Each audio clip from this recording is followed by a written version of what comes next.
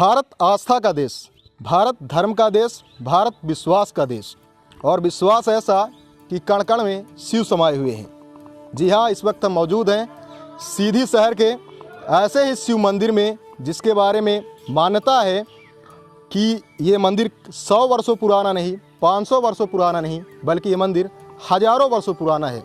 आपको बता दें, इस वक्त हम मौजूद हैं सीधी शहर के चंद्रेश शिव मंदिर में, जहां प्रसिद्ध चंद्रेश शिव लोगों की हजारों लाखों लोगों की आस्था का केंद्र है। आपको बता दें, मंदिर का निर्माण चेदी वंश के शासकों द्वारा करवाया गया था। 850 ईसा पूर्व में इस मंदिर का निर्माण करवाया गया था, जिसके बाद से ही लगातार ये लोगों की आस्था का केंद्र है।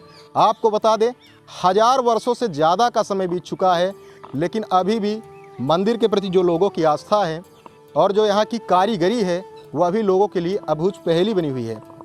आपको बता दें, इस मंदिर के निर्माण में पूरी तरीके से पत्थरों का प्रयोग किया गया है, ना ही सीमेंट का प्रयोग किया गया है, ना ही जुड़ाई के लिए किसी प्रकार से चूने का प्रयोग किया गया है।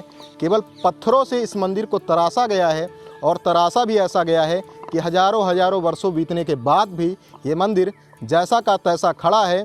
आपको बता दें कि मंदिर की मजबूती ऐसी है कि इसके समकालीन और भी जो गढ़िया थी वो थोड़े जर्जर हो गई, लेकिन मंदिर जैसा था जस का तस है। आपको बता दें, यहीं के जो प्रमुख शासक थे जिनका नाम प्रबोध शिव था, उन्हीं के गुरु द्वारा इस मंदिर का निर्माण करवाया गया था। हम आपको अंदर भी ले चलेंगे और दिखाएंगे, प्रसिद्ध शिव के दर्शन भी करवाएंगे। और आपको बता दें, मंदिर में बहुत सारे रहस्य भी हैं। मंदिर के बारे में ये भी माना जाता है कि यहाँ जो एक गुफा है वो सीधे नदी में निकलती है। हालांकि अब वहाँ कोई जाने से परहेज करता है, वहाँ चमगादड़ वगैरह और जीव जंतु रहते हैं। उसके बारे में तमाम प्रकार की किंवदंतियाँ हैं। कुछ लोगों को तो यह भी कहना है कि जो वहाँ जाता है वो लौट कर नहीं आता है, तो फिलहाल वहाँ कोई जाता नहीं है। मंदिर के बारे में और सारी चीज़ें हैं कि जो मंदिर में जल चढ़ाया जाता है शिवलिंग पर, वो जल आखिरकार कहाँ जाता है, इसके बारे में कोई नहीं जानता है। आइए चलते हैं और करीब से देखते हैं उस मंदिर को।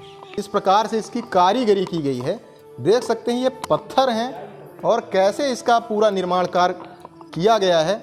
आगे चलेंगे, आपको और दिखाएंगे किस प्रकार से इस पूरे मंदिर के पिलर बने हुए हैं। वो भी कहीं ना कहीं अपने आप में एक बहुत ज़्यादा अद्वितीय हैं। आएंगे, हम आपको पूरा मंदिर दिखाएंगे। और आगे बढ़ करके इस प्रकार से ये गेट बनाए गए हैं निकलने के लिए। ये पूरे पत्थर हैं और इस मंदिर को किस प्रकार से तराशा गया है।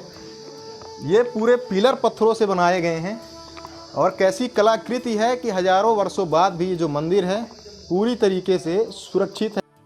हमारे साथ बात करने के लिए यहाँ के स्थानीय लोग हैं, यहाँ के जानकार लोग हैं, जो बताएंगे इस पूरे संबंध में कि आखिर क्या कुछ महिमा है और क्या कुछ और जानकारी है इस मंदिर के बारे में, क्या क्या रहस्य है और क्या कुछ ऐतिहासिक जानकारी है।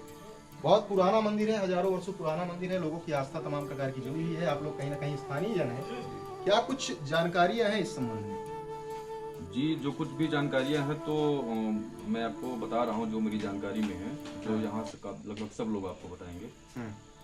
तो अब क्या एक जानकारी आपको ये भाषा दिखा रहा हूँ। आज तक बहुत बड़े बड़े जानकार, बहुत बड़े वैज्ञानिक, बहुत बड़े भाषाओं के जानकार आए, लेकिन आज तक ये नहीं पता लगा पाए कि ये किस भाषा में और क्या लिखा है। अच्छा जी, कहीं ना कहीं ये रहस्य बना हुआ है। बिल्कुल, ये पूरी लिपि लिखी गई है, लेकिन ये लिपि कहीं ना कहीं रहस्य बनी हुई है। आखिर लिखा क्या हुआ है, इस लेखन के पीछे, इस लिपि के पीछे रहस्य क्या है, इसे कोई पढ़ नहीं पाया है। इसके संबंध में एक बात और कही जाती है कि जो भी व्यक्ति से पढ़ लेगा वो बहुत सौभाग्यशाली होगा, लेकिन अब ये बात तो कहने से रही कि इस भाषा को कौन पढ़ पाएगा। और कुछ इस मंदिर के संबंध में हमें बताएं। जी, और यहाँ जो सुरंग के बारे में जो बातें आती है, गुफा के बारे में क्या तमाम बातें हैं? जी, एक सुरंग है, मतलब गुफानुमा सुरंग है जो काफी प्राचीन है। जब से ये मंदिर बना है तब से वो गुफा भी है। और लोगों का मानना है कि जो पहले यहाँ के शासक राजा महाराजा जो भी रहे होंगे, तो उस गुफा से वो गुफा रास्ता जाता है नदी के लिए, और वो नदी नहाने जब जाते थे तब उस रास्ते का प्रयोग करते थे। अच्छा। ये मानना है। अच्छा। और आज तो लगभग कई वर्षों से, कई 100 वर्षों से वो गुफा भी शायद अब तो बंद हो गई है, लेकिन द्वार हम अभी आपको उसका दिखा सकते हैं, स्थान दिखा सकते हैं, आप देख सकते हैं। और वहाँ काफी ज्यादा संख्या में चमगादड़ भी पाए जाते हैं। अच्छा। तो इंसान वहाँ जाने से थोड़ा डर भी जाता है। मैं आपको दिखाऊंगा आगे चल के। तमाम प्रकार की किंवदंतियां हैं। आप भी यहाँ की स्थानीय जन हैं, क्या कुछ बचपन से सुनते आए होंगे इस मंदिर के बारे में? तमाम प्रकार की किंवदंतियां, क्या कुछ महिमा है, क्या कुछ किंवदंतियां हैं जो रहस्यमयी लगती हैं? बिल्कुल, आदमी बताए अनुसार जो भी आज सुना है, वैसे भी बहुत साल, पता नहीं कितने हजारों वर्ष पुराना मंदिर है, लेकिन जो गांव वालों के जानकारी के अनुसार हम लोगों की उसमें इसके जो बता रहे हैं भाई साहब, गुफा है, वास्तव में गुफा है। ये बताए अनुसार बिल्कुल सटीक जगह बता रहे हैं कि नदियों के लिए रास्ता जाता है। अब इसके बाद फिर उसमें क्या, कैसे और कौन सा जमाना था, का कैसे, ज्यादा जानकारी आदमी को है नहीं। और बताइए। कहीं ना कहीं लोगों की आस्था जुड़ी हुई है। मंदिर बहुत प्राचीन है।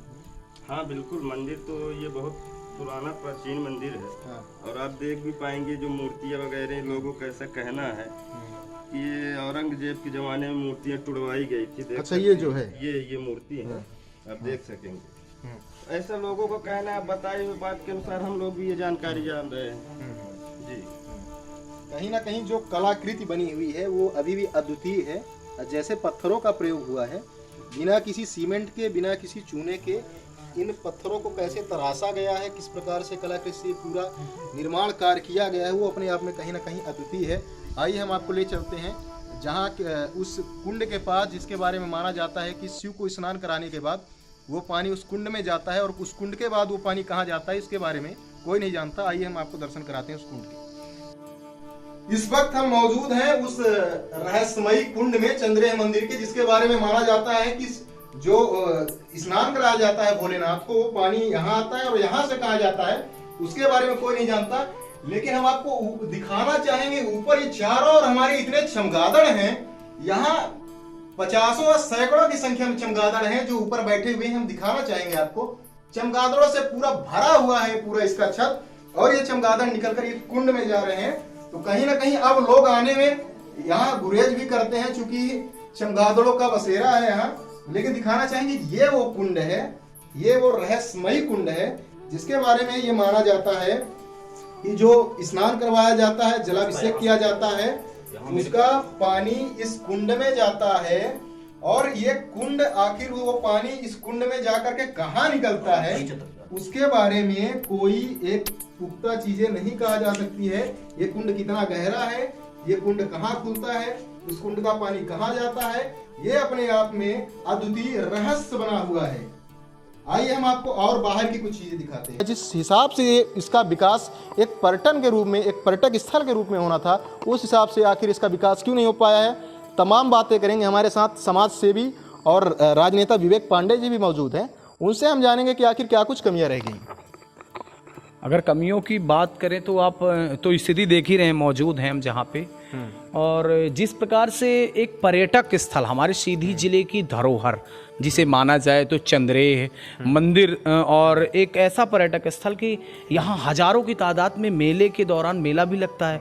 दूर दूर से श्रद्धालु आते हैं, कई जिलों से, यहाँ तक कि उत्तर प्रदेश से भी आते हैं यहाँ। और भगवान शिव का बहुत ही पुराना प्राचीन मंदिर, हजारों वर्ष बीतने चले हैं। तो जिस प्रकार से पर्यटक स्थल के रूप में सरकार को इसे गाइड करना चाहिए, ध्यान देना चाहिए, लोगों की रुचि बढ़े, सभ्यता, संस्कृत, प्राचीन सभ्यता को बढ़ावा मिलना चाहिए, उस प्रकार से आपने कवरेज किया होगा, आपने देखा होगा। वो व्यवस्थाओं का आलम नहीं दिख रहा, ना तो यहाँ तरीके से व्यवस्थाएं हैं, ना कुछ रख रखाव का सिस्टम है, ना फूल वगैरह उस तरीके का जो गार्डन बनना चाहिए, चारों तरफ सुरक्षा, यहाँ तक कि यहाँ की जमीन भी हमें सुरक्षित नहीं लग रही। कुछ तो अतिक्रमण कर लिया गया, हमारे बंधु मौजूद हैं, आप बताएं, वहाँ जमीन जो है इसकी मंदिर की अतिक्रमण कर ली गई है। यहाँ बहुत सारी जमीन है जिसको शासन तो कई वर्षों से, सत्ताधीश नेता आएंगे, अभी चुनाव आएगा ना, मंदिर परिसर की जमीन को अतिक्रमण कर लिया बिल्कुल गया। हाँ, बहुत हजारों वर्षों पुराना मंदिर, कहीं ना कहीं बड़ा प्रश्न है कि इसे कैसे आखिर अतिक्रमण कर लेने दिया गया। देखिए ऐसा है कि ये तो लापरवाहियां हैं कि शासन की, कि हम आज गाइड नहीं कर पा रहे हैं। इसके पहले शासन ने कई बार सर्वे करवाया, उस दरमियान उन्होंने कहा था बाउंड्री करवाएंगे, मंदिर की व्यवस्था, मुआवजा के लिए भी बोला गया, हर चीज़ है कि सब सुरक्षित किया जाएगा। आज भी जमीनें यहाँ की कुछ अवैध तरीके से इस परिसर की जमीनें काबिज हैं और उन जमीनों को मुक्त नहीं कराया गया, ना सुरक्षा तरीके से यहाँ एक पर्यटक स्थल जो देना चाहिए हमारे हिसाब से लोगों की रुचि बढ़े, उस तरीके से वो व्यवस्थाएं नहीं मिल पा रही है।